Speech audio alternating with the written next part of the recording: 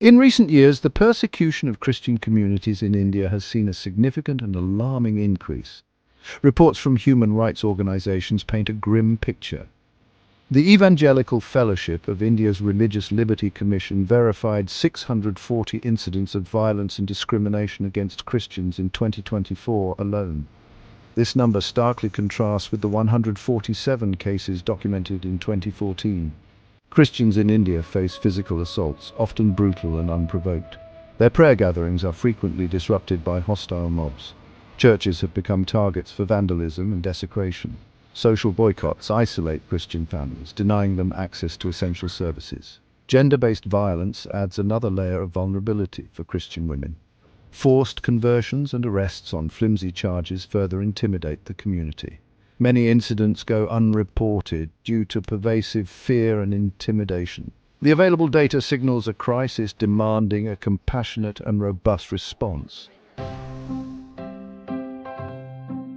Attacks on places of worship and religious gatherings represent a direct assault on the freedom of religion. In February 2024, a mob violently interrupted a Christian worship service in Rajasthan. Police accused the Christians of forced conversions instead of protecting them. Anti-conversion laws, enacted in at least 10 Indian states, are frequently misused. These laws provide a veneer of legitimacy for harassing religious minorities. Christians are falsely accused of luring people into their faith, inciting mob violence. The case of Pastor Ramesh Ahirwar and his wife, sentenced to 2 years in prison, exemplifies this trend. Hindu nationalist groups promote an ideology that marginalizes religious minorities. The physical toll on Christian individuals and leaders is severe. Pastors are particularly targeted, creating a ripple effect of fear throughout their congregations. Vandalism of churches and destruction of religious property aim to demoralize Christian communities. These attacks are often justified with false accusations of forced conversions. Fear and insecurity have become daily companions for many Christians. Some are forced to hide their faith or flee their homes. The threats have escalated with explicit calls for extreme violence. In February 2025, Hindutva leaders in Chhattisgarh called for the killing of Christians. These genocidal threats demand immediate and serious intervention.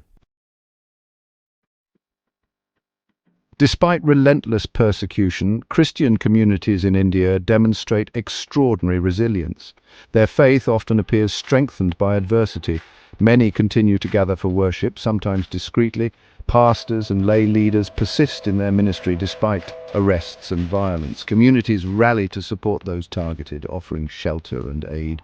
They engage in prayer for their safety and their persecutors. There are inspiring stories of forgiveness and peace. Advocacy groups provide legal aid and raise awareness on global platforms. The international community must stand in solidarity with them. Their continued practice of faith and calls for justice deserve to be heard and amplified.